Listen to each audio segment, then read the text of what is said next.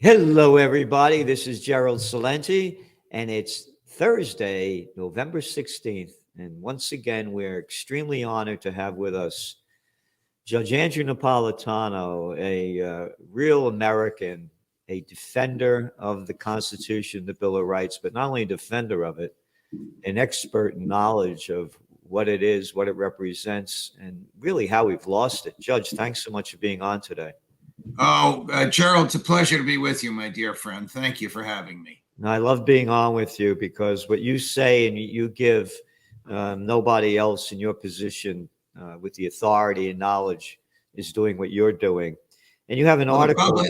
Your viewers should know that these podcasts that we do every week, for me, are the highlight of the week. But they're just the tip of the iceberg of our relationship because we have these conversations without a camera and a microphone all the time. Yep. And we have great times together. You know, Judge, you wrote an article here about again how they're robbing us of our rights and more looking into every aspect of our lives that they have no business doing. And it's about the FBI and zero click. And before we go into that, let's go back. You read an article, another great article, as with this one, about how they've set up all these agencies that are robbing us of our freedom and our peace. And one of them was about, after 9/11, how they created Homeland Security. And what the hell is Homeland Security done for our security? Please tell me. And I think you also mentioned that they have somewhat 250,000 employees. Yes, 240,000 cops, really, and support personnel for the cops. This is a federal police department, which dwarfs the FBI. There's only 8 FBI agents. There are 240,000 federal cops that work. They don't all wear uniforms, and some of them are support staff that have given the federal government extraordinary authority to inveigle their way in all sorts of human endeavors, nowhere contemplated under the Constitution. All of this came in the administration of George W. Bush. Throw in the education department, also not countenanced by the Constitution. That only has 4,400 bureaucrats, but they regulate and give out money to local school boards, so they have extraordinary control. Used to be had the PTA, the Parent Teachers Association, then you had an elected local school board. Forget about it. They're all in lockstep to Albany and Trenton, New York and New Jersey first, and then to the federal government. Madison and Jefferson would be flipping in their graves because there is just no authority whatsoever for a federal police department and for federal control of education. Think about it. If they can control what is taught in the schools, they can control the minds of young people as they grow up and become voting adults. And that's exactly what happened in this past election. Yes. You had a lot of young people that are brainwashed into believing and swallowing crap that they shoved down their throat and put in their minds. And a lot of them went out to vote this year, voting for things that they know nothing about and really know the details of. And so that it's working. And then when you look at all these bureaucrats, as I call them, because the people that get into government and take these jobs, most of them can't get a job in the real world. So they suck into the political system. So now you have your voters, because they're not going to vote for the other guy or the other woman. They're going to vote for the ones that pay their salary. Correct. That's what's building it as well. So you have this article in here about also how our rights are being stolen from us and how they're spying on us by the FBI. I mean, the FBI has become a domestic surveillance organization, the goal of which is not to fight crime, but to anticipate and predict crime. And one of the tools that the FBI has used to do this is called zero click. ZeroClick was developed by an Israeli software company. The FBI under Trump. I can't imagine Trump knew about it. I don't even think Jim Comey knew about it. I don't know what Comey knew, but some high-ranking management in the FBI bought this software for $5 million, and they began experimenting with it from a warehouse in New Jersey.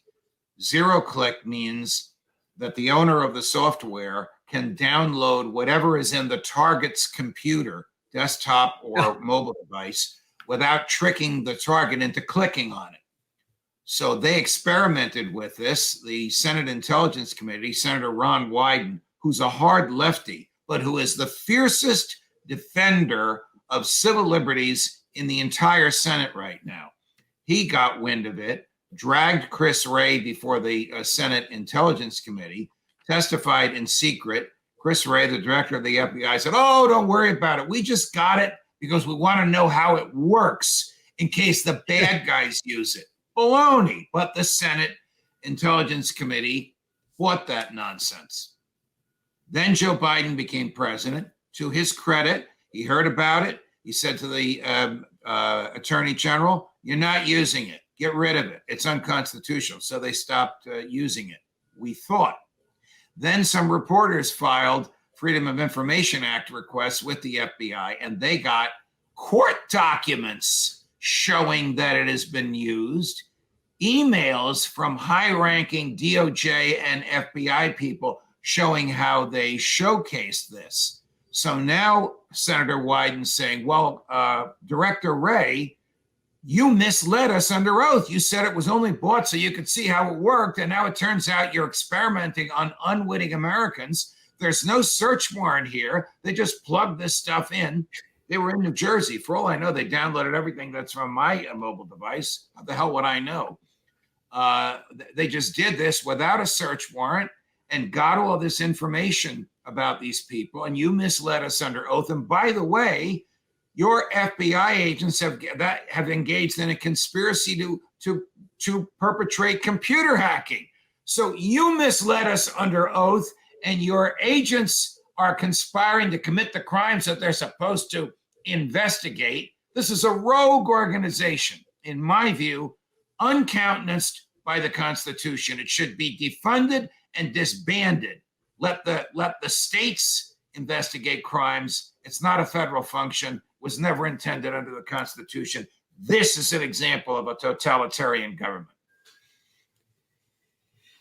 You said, that this guy testified in secret. Who the hell are they to testify in secret? Let's start with that. Oh, we have no right to know anything. Only the club has the right to know. Who the hell? Oh, a senator. Hey, little boys and girls, remember the word public servant? Right. You work for us. No, you don't. It's pretty bad. So we only know about this because Senator Wyden is as disgusted with the secrecy as you and I are, and he decided to break it. So he wrote letters to Chris Wray, the director of the FBI, quoting Wray's testimony, harshly critical of this program, and then he published the letters. Because he, as a senator, when he learns this stuff in secret, is not allowed to mention it on the Senate floor or tell other senators about it. That's how absurd the rules are. He had enough, and he decided to publicize this. The New York Times wrote an article about it. Now you and I are talking about it. Look at the CIA. How many people in the CIA? 21,000. 21,000 foreign spies. Half of them are the president's private army. Like in Libya, they can wage a secret war that Mrs. Clinton and President Obama waged because they wanted to slaughter Gaddafi, a prosperous and wonderful country, now back to the poverty that it had before Gaddafi was there. He was tortured to death by his political opponents. Well, the Americans permitted them to do it. Look, all of this was done by the CIA at the direction of the president. Again, nowhere countenanced by the Constitution. Where does the president have his own secret army in the Constitution? Nowhere. But that's what the CIA has become. Donald Trump used it to murder General Soleimani. Biden did it to murder, I forget the guy's name, the doctor that was number 2 to bin Laden. He's retired and living by himself and saying his prayers, and they evaporated him. Obama used this theory of the secret army to kill Americans who were in Yemen and said it was too bad they were collateral damage, even though he aimed for them. It's reprehensible what the presidency has become because of things like secret FBI, secret testimony, secret CIA, secret army. And the Constitution, by the way, says no money shall be spent from the public treasury except that which is recorded in a public journal. Go and try to find the public journal that records what all these secret agencies spend money on. You can't find it. It doesn't exist. You see, everyone listening, this is why you need to tune in and spread the word. What Judge Napolitano is saying to you, no one else is saying. No one, anywhere, any place. And this is a man with the judicial authority and knowledge to back it up. And what's happened to this country is so seriously damaging to the human spirit and what this nation was founded upon. And this is only one example of how it's going down in so many different ways. And so we really need to reverse this trend, or else it's going to get much, much worse. And, you know, what, by the way, you mentioned the CIA. What's their budget? How much do we pay them? We don't know. We don't know. We don't know, notwithstanding that clause in the Constitution. No monies, not some, no monies shall be spent from public funds except those recorded in a public journal. Madison knew exactly what he was doing. Madison knew how to prevent tyranny. But the big government, both parties, Republican and Democrat, and their allies in the court and the presidents have found ways around this. And even Justice Scalia used to complain to me about this. And then he would say, and every time somebody brings a lawsuit to challenge it, the court throws the lawsuit out, saying you don't have a standing to sue. And he was right. He was right. The courts have found a way to avoid addressing these issues. Scalia himself said to me, paper money is unconstitutional because the Constitution says money's got to be backed by a precious metal. Only gold or silver can be money. He goes, do you think the Supreme Court would ever enforce that? Of course not. The Supreme Court's afraid of what big government would do to them. Well, if the Supreme Court is afraid of big government, can imagine how the rest of us feel. Well, I want two things. You said the Supreme Court is afraid, right? No. Cowardly little boys and girls are afraid. Let's not put it in the whole system here. Cowardly little boys and girls. And number two, you kept using the term that this guy misled the Senate committee. He lied. They used the term misled. You lied. Well, it's the same statute as perjury. So the chief federal law enforcement officer of the land is now credibly accused of committing the very crime that he and his 8,000 agents investigate. And a significant number of those agents are accused of conspiring to commit the crime of computer hacking, a federal crime that they are hired to investigate. So is the FBI rogue or is the FBI rogue? I mean, this is a pretty simple question to answer. But big government, Republicans and Democrats, will still fund these rogue agencies. Republicans and Democrats, the Lindsey Graham types, will still fund the CIA, will still fund the Department of Homeland Security, will still fund the Department of Education, will still fund the National Security Agency. Should be called what it is, the National Spying Agency. Yeah, National Spying Agency. I think that these secret federal entities have dirt on members of Congress, and without doing so directly, make it clear if you don't increase our budget, you're going to see some stuff you don't want to see in social media and in the newspapers in a couple of weeks. And that's the way the government operates. Well, again, we just had the midterm elections in the United States, and the cover of the Trends Journal, it was U.S. elections, Democrats versus Republicans equal Bloods versus Crips, murderers and thieves. Yeah. That's what this country, and murderers and thieves. You just mentioned the murderers, the Obama, the Bushes, the Clintons. And remember Hillary Clinton over there, when they're doing that interview on one of the TV shows, the woman asks her, how did you feel when you found out Gaddafi was killed? And she said, we came, we saw, he died. I mean, right? I'm not making this up. No, you're not making it up. And your laughter was to mimic what she did, because she laughed. We're not laughing at this. It's reprehensible. These are the mentally ill people that are destroying our lives. Yes. And this is not it's democracy. Here, we've been talking about it. I've been talking about it. Scott Ritter, McGregor, about a false flag is going to lead us into war with Russia. We are at war with them. It's not a proxy war. We're at war with them already. Training troops, our troops being there, Americans being there. And as we said before, if I asked you to give me money and arms and grenades to go kill the guy next door, you're an accessory to the crime. And so now they're going to use a false flag to make it legit. And we just saw what happened yesterday when Poland came out and said, we were bombed, with a missile from Russia, and 2 people were killed. 2 people were killed? Hey, how many were killed in Yemen?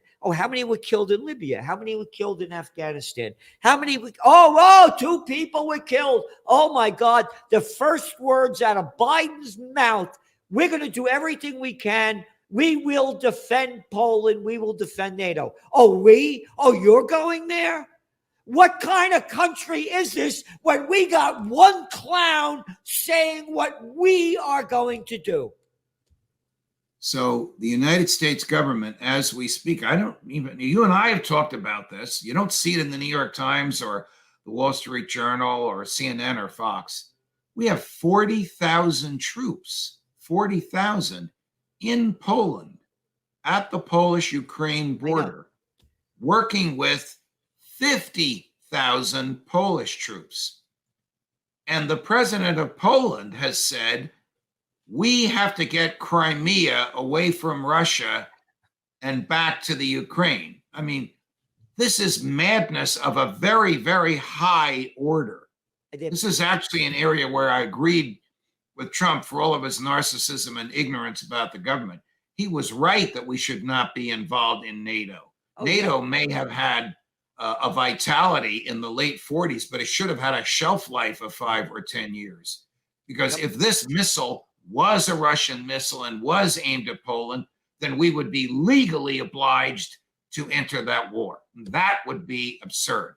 McGregor, Geraldi, Ritter, you, I, some other colleagues of ours that do this for a living, all predicted this kind of false flag to drag NATO and drag the United States in. Fortunately, saner heads have prevailed this morning. I don't know what the truth is, but the consensus seems to be this was an accident because Putin is just too smart to have ordered this, too cunning to have permitted this, knowing that the last thing he wants is 90,000 troops, 50,000 Poles, and 40,000 Americans entering Ukraine. All right, here's the headline from CNN. NATO chief, quote, "This is not Ukraine's fault.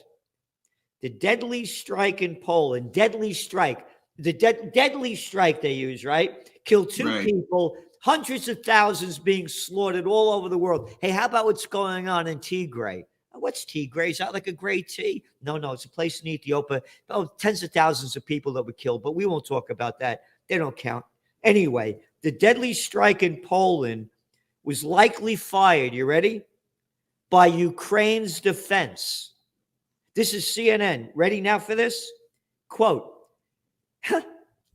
but Russia bears ultimate responsibility as it continues its illegal war, NATO chief says.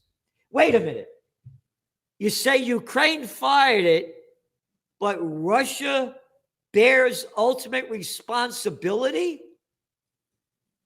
NATO chief? How about a NATO chief piece of crap? No, to be proper, a NATO chief piece of shit.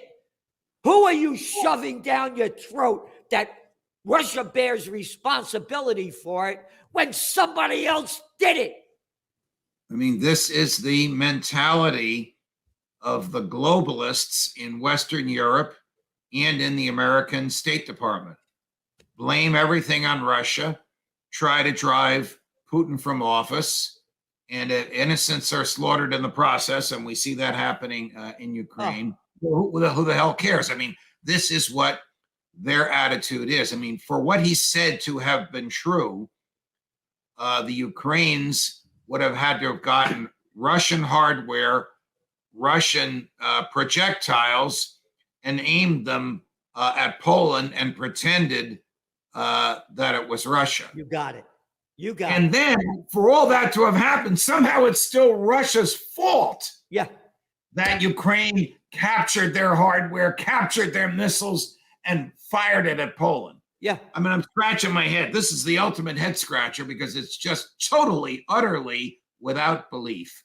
And this is how they mainstream media will tout it as if it is believable and as if it is truthful. Yeah. But this is how they take you to war. The propaganda by these freaks. They're mentally ill people. You know, we had the midterm elections in America, as we said, you know, the Bloods and Crips you voted for, the murders and thieves. They steal our money, give it to the big corporations, banks, they too big to fail, and all the wars and all the murders and on and on and on. So it really added up to nothing. And it's just more of the same. And we need a third party here, or else this country's finished. And as I keep saying, and will continue to say, there's nobody in America that should be the president that will give the country what it needs and what it is and bring it back than Judge Andrew Napolitano. Well, thank you, Gerald. I mean, I love all of our work together. No, this is serious. Because you've got Donald Trump running again. You're a loser. You're not going to win. Look what happened in the midterm elections. You got to be a complete imbecile to see where the Trump power is. If the Trump power was so strong, the Republicans would have won very big. Right. End of story. Right. End of story. So you're going to lose.